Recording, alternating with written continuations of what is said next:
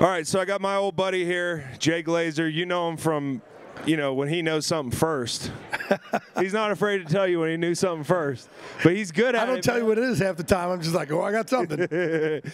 But I known Jay, probably 20 years. I think I met you when you were like 11. Yeah. Right? Yeah, about 11 years old? Yeah, something like that. Yep. So, Jay, obviously, NFL on Fox, we got a long history with him putting up with my dad putting up with Jay. You guys outed me this year, which is – are we allowed to curse in your podcast? I think you can curse. That's bullshit. You outed me this year. It's bullshit. What happened? I think it was Father's Day where you talked about how I played a joke on Howie. Oh, that was so funny, dude. And people got mad at my dad. People got mad at me. No, not your dad, at me. No, people were mad at my dad, too. Why, that he gave away the ticket? Yeah, this is a real quick story to show you what kind of guy my dad is. Jay had these lotto tickets that were like Mega Millions or something. It was $25,000 instant lottery ticket, but it's fake. 25 grand.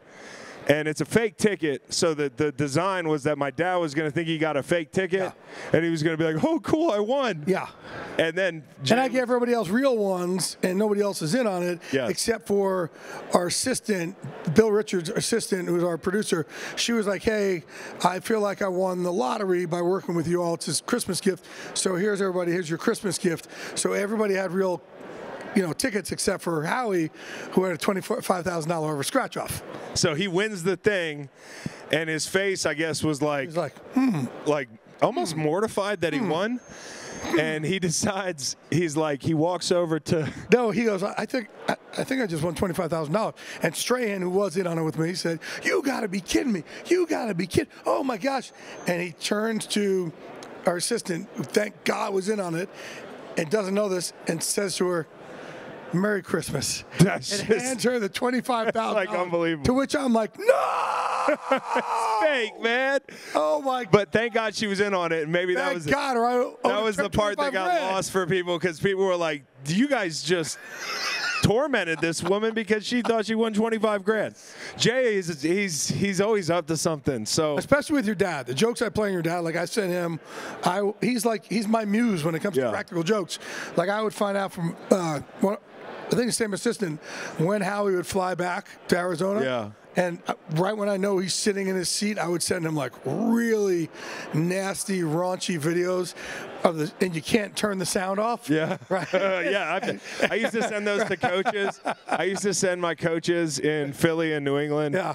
But I sent it to your dad. And he'd be like, what happens if this is the last thing the plane goes down? And it's the last thing my kids say. I'm like, not my problem, bro. Not my problem. And then there was the bumper stickers. I put some racy bumper stickers on his car. Yep. Which we can't repeat here also. Yep.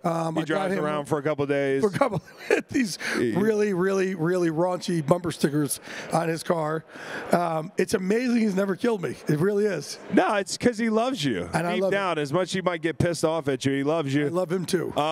Jay, we're in a room full of strangers. A lot of people we don't know, people passing by. And one thing I appreciate about you, man, is you always talk about what's going on up here. You know, I think that's a really cool thing. I think, with a lot more talk about mental health with NFL players, and we're supposed to be the alphas. You talk about putting your life jacket on first, and or putting when the plane depressurizes, you got to put your mask on first. I think most people don't think about it that way. We're caught up as athletes and people leading our families or leading teams that we don't think about us, and you got to take care of your problems.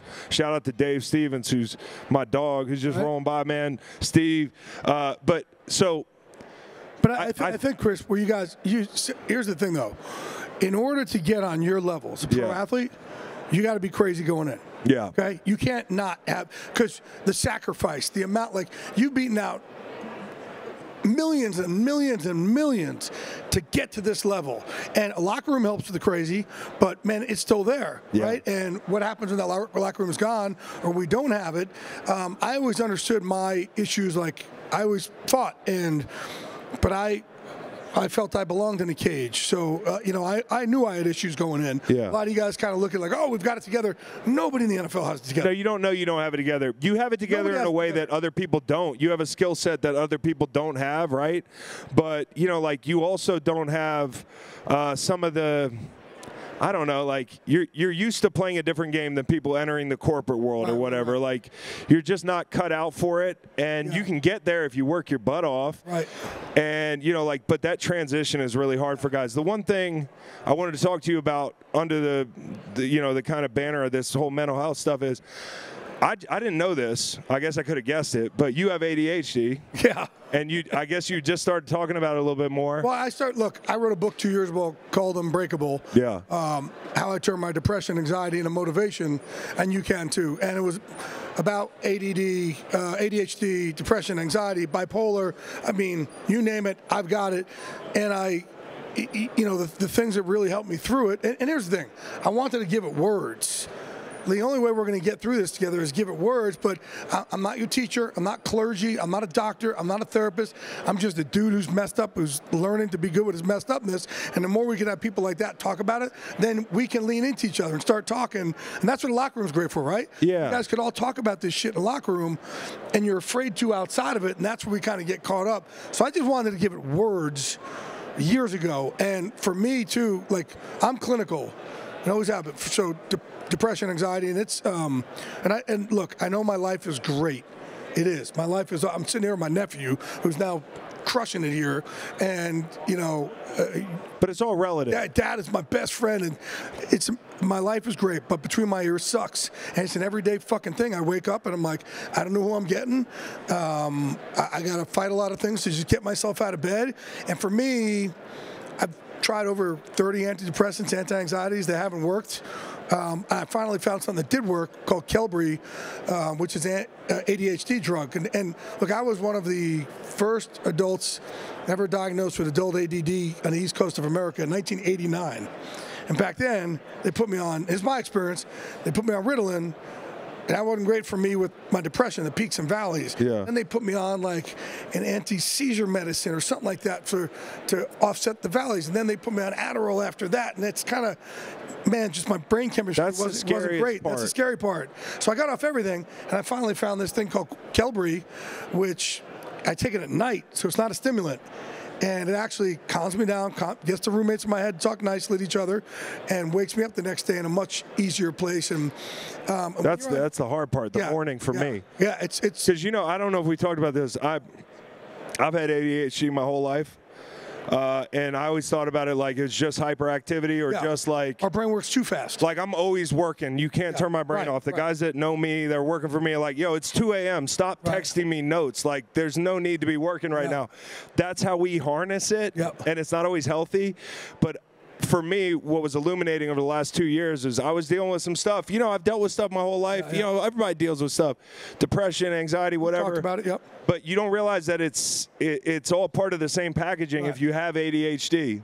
You know, it's not as simple as like, oh, you're a multitasker, but you can't focus, or you know, you're this or you're that. Like there's a bunch of stuff rolled into that diagnosis. And what I had to do too, because again, like I was told I was learning disabled growing up, and growing up in the Jersey Shore, being learning disabled, it's not good mix, man. Right? So I was like, I started kind of shifting the narrative, like, well, I'm not learning disabled. I just don't learn the way you teach. Right. Right? Like, you got to reframe it. Yeah, I got it. So, and then I took it one step further. How has it become my superpower? I may not be able to listen to a 3-minute speech, but man, I could do 6 things at once. Just like you. You can build things. We could build things and do a million things at the same time. It can be a superpower. Right. If you harness it and you own it and you realize when you said something earlier, you said, I'm messed up. I would push back. I know you don't mean this, but I don't think you're messed up. I think you have your own challenges and you're unique. Oh, I'm fucked up. We both Well, you are fucked up, but it has nothing to do with the diagnosis of ADHD or anything. So I just think like it's just talking about it, like normalizing it, having this conversation. It's cool that I know now you have it, so I can hit you up and be like, man, I'm struggling with this thing. You know, like that's what it's about. And you know, some people will be like, oh, why don't people just leave this stuff to themselves? I'm not interested. But there's somebody out there who's interested. And having Lane Johnson as my close friend, with everything that he's talked about with mental health, he's the reason that I decided to do something about my diagnosis of ADHD. That's not his deal, but he empowered me and made me feel normal enough about it to actually like approach a solution. And perfect example why we got to talk about it. Lane lived with me for 5 months in the offseason when I trained him. He lived with me and my son Sammy. Yeah. he saw that I struggle with stuff, but never, ever, ever did he say a word about his until the sky fell. Yeah. Right? Like, man, Lane, imagine if you could have talked about it back then. Just talk, yeah. Just talk as soon as you can. You wouldn't have gotten to that place. Yeah. And here I was, and he knew I was going through stuff. And now the fact that we can, and when we do have bad days, we call each other, we check on each other. Yeah. You know, when I have a bad day now, listen, I used to deal with my bad days with Viking and alcohol and fighting. And now I will call 4 people and say, man, today just freaking sucks. The beast got out of the box. And I'll call 4 people and tell them. And then I'll call 4 other friends, not tell them, but just check up on them. Yeah. To see how they're doing. That's it. It's the social connection to checking on somebody. So do me a favor. Being of service. Add me to the list. Make me 5, bro. I love you. I'm glad we talk about this stuff. And yeah, man. Thanks for coming by. I mean, like, it's not just football. We're going to have some great conversations about life, about real issues here in front of this gorgeous Tacoma. I love it, man. Do I get this? It's therapeutic for me to go fast in a Toyota. Thank you, Christopher. Yeah, Thank bro. you. It's yours. It's yours. I'm going to put a phone book. See, he's got to finish with a short joke. Yeah, I got to take a shot at my He's avenging his dad for all the jokes. He's going to do it to me. We love Jay Glazer. I love you, buddy. Toyota. Thanks for coming by, bro. Thank you, brother. Always. Thanks, bro.